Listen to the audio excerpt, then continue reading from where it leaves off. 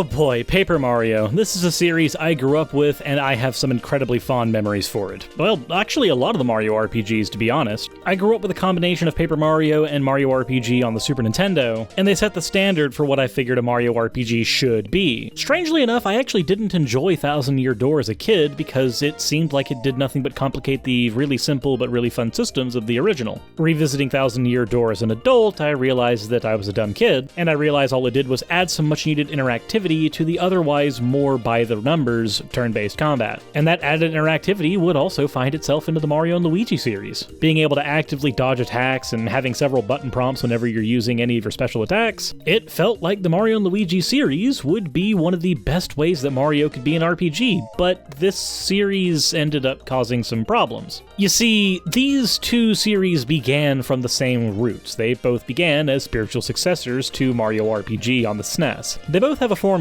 with platforming puzzles on the overworld and turn-based combat being the way you dispatch your actual enemies. They both have level-up systems, they both have partner systems, though in Mario and Luigi, the partner is, well, Luigi. In the Paper Mario games, the partners are literally every other species that you would normally see in the Mushroom Kingdom, contrasting to what we saw in Mario RPG where they were new species that had never before been seen. Now, the fact that the Paper Mario games seem to be gaining an identity as more of the open-world sprawling adventure traditional RPG with MacGuffin hunts, and the Mario & Luigi series seem to be going in the direction of more a buddy cop film, with all that same role-playing game flavor, I figured that these two series were in fact going in two separate directions, but they both would be noticeably role-playing games. I haven't kept up with the Mario RPG series as much as I should, but I did keep up for the most part with Paper Mario. I've had a lot more nostalgia attached to this series, and I want to see this series succeed for that reason. So what did we get after Thousand Year Door? Well, we got the absolute fustercluck that was Super Paper Mario.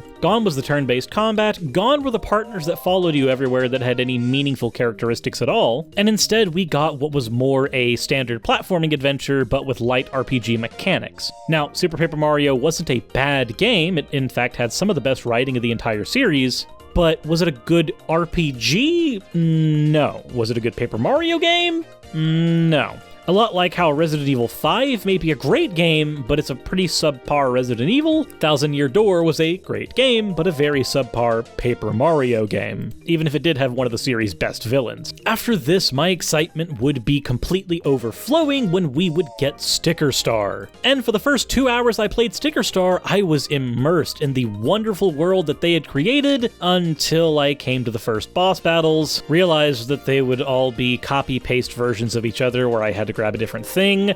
I started to realize that the turn-based combat didn't actually have any rewards in it because experience had completely been stripped away, and what I got was a game that looked like Paper Mario, it sounded like Paper Mario, it was certainly built like a Paper Mario, but gone was my overworld. Gone was turn-based combat that meant anything. Now, avoiding combat was an imperative, because combat had no reward. Boss battles that you had to strategize for, even though the strategy was always very light, those are gone.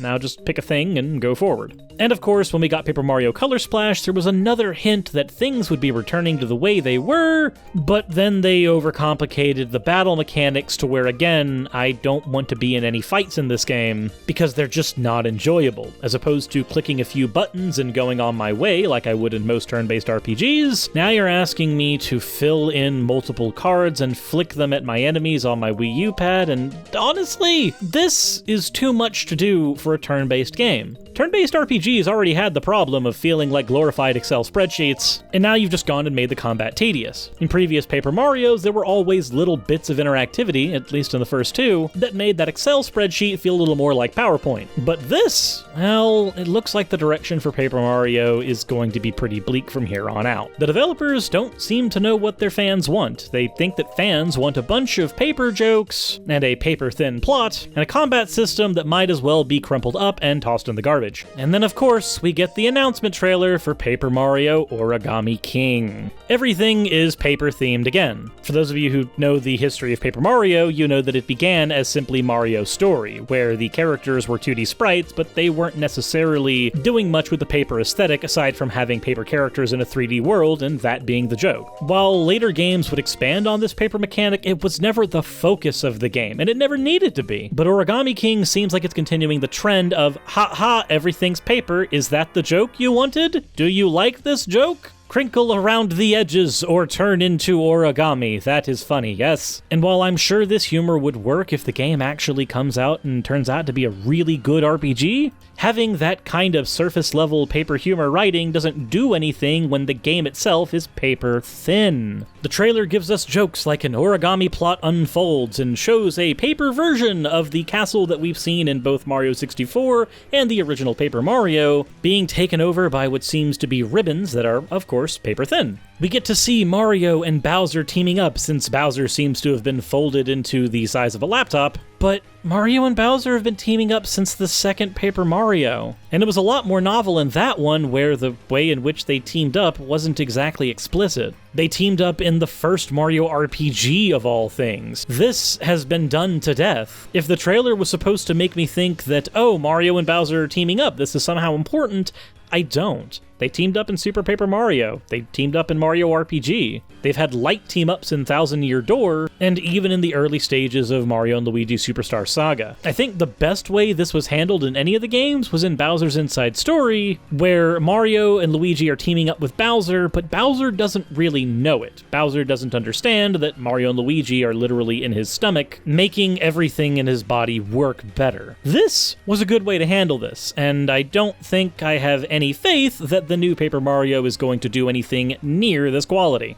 The level design certainly looks like something out of a Thousand Year Door, though certainly more paper-themed than I would like. The little interesting mechanics they're showing with the origami cutouts are neat, I guess, but at the same time, I can't shake the feeling that these are going to be as surface level as the pixels were in Super Paper Mario. It seems that we might have the partner system back, though I don't know in what capacity, given that we have scenes with Mario and Bowser Jr., scenes with Mario and a Toad helper, and scenes with this origami helper as well. But in many other cutscenes, I'm not seeing any partners following Mario at all, which again leads me to believe that we're going to have another situation like the Pixels, where partners exist, but that's about all you can say for them. I don't want that to be the case. I want well-written characters again. I'll even take characters that are as sparsely written as the ones in the first Paper Mario, where they aren't given many lines of dialogue, but the few they are, pack a punch. Every single character in the original Paper Mario was very memorable despite not having tons of witty dialogue.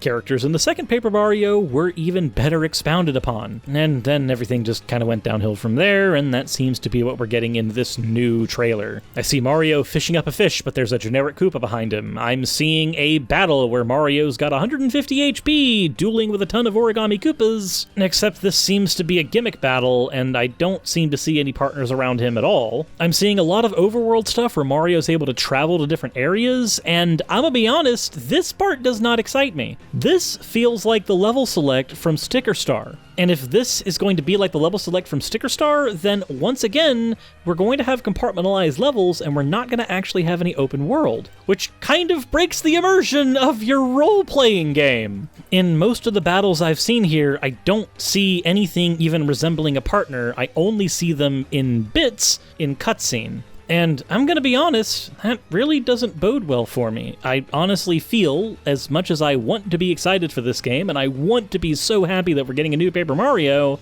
I'm pretty thoroughly convinced that this is just going to be Sticker Star 3. We're not going to have partners, we're not going to have meaningful combat. The writing is going to be a combination of surface-level jokes about paper mache, origami, paper airplanes, dive bombing, and all kinds of stuff that would work perfectly in a better constructed world and narrative. But the Paper Mario series hasn't given me any faith in the last 2 to 3 games that we're going to get a well-constructed world or a narrative. I don't want a Super Paper Mario experience where I have an amazing villain, great plot twists, but a substandard game underneath, and I most certainly don't want a Sticker Star or Color Splash situation where we have the substandard game and narrative. I want a true return to form, and I don't think we're going to get it. But who knows? Maybe the release of this will coincide with the release of the original and Thousand Year Door on the Switch's eShop, and then maybe sales of those will drive Nintendo to realize that people actually want those games. Or maybe I'm just living in a fantasy world. I don't know. What do you think? That said, let me know in the comment section below what you think about the trailer for the new Paper Mario Origami King. I know that I'm not terribly excited for it, though I certainly want to be. but I'd love to hear your thoughts. Leave a like if you enjoyed the video, and, well, assuming the game's any good, I hope you can grab a controller, turn down the lights, and have a blast. Though I'm really not holding